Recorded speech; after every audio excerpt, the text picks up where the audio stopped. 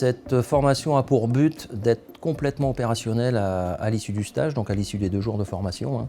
C'est-à-dire que comme on est vraiment dans une situation réelle, voilà, nous sur le TP, les formateurs, on est là vraiment que pour accompagner. On laisse faire totalement les stagiaires, les manips de A à Z.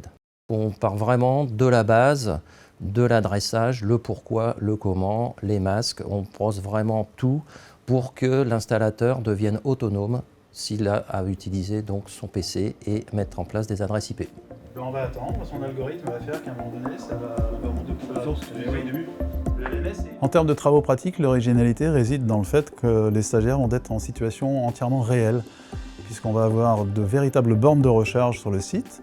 On va avoir un EVCE pour mettre ces bornes de recharge dans un réseau et pouvoir les gérer. Et surtout, on va être dans une situation réelle, dans le sens où on va pouvoir imposer des véritables charges, comme si des véhicules étaient présents sur le site. Et on va ainsi pouvoir envoyer des informations d'intensité et de puissance au gestionnaire, qui va pouvoir prendre des décisions dynamiquement et en temps réel. Donc les stagiaires vont se retrouver exactement dans la situation d'un chantier et ils vont pouvoir aller de A à Z sur l'installation et la compréhension du système. Ici, on voit ce qui se passe au niveau du DGVT, entre ce qui est alloué à la charge et ce qui resterait disponible. D'accord ? Ça, c'est les 120 ampères du TD1. L'avantage du contrôleur EVCE est de pouvoir piloter un nombre considérable de bornes et en tenant compte de la puissance disponible de l'installation. Aujourd'hui, les réglementations imposent de déployer des bornes de recharge en quantité suivant des prorata de nombre de places de véhicules en stationnement. On arrive très rapidement à des nombres considérables de bornes. Personnellement, moi j'ai mis en œuvre des installations avec plus de 100 bornes installées. Donc évidemment, il faut gérer ces bornes, il faut les piloter et donc le contrôleur EVSE devient totalement légitime. Comme pas mal de formations qu'on a fait avec Schneider Electric, ce qui nous plaît vraiment, c'est de pouvoir mettre en œuvre les produits. Donc on a une partie technique, une partie théorique et une partie pratique.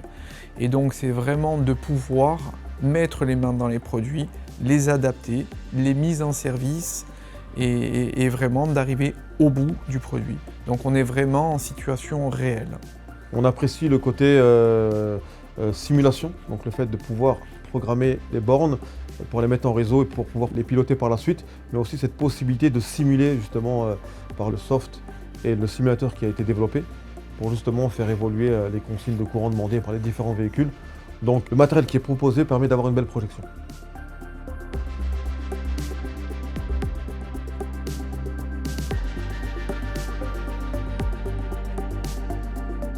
Cette formation vous offre toutes les clés pour installer un système de gestion de charge. Installation, surveillance et pilotage n'auront plus de secrets pour vous. Alors, à très vite sur la formation IRV ELMS.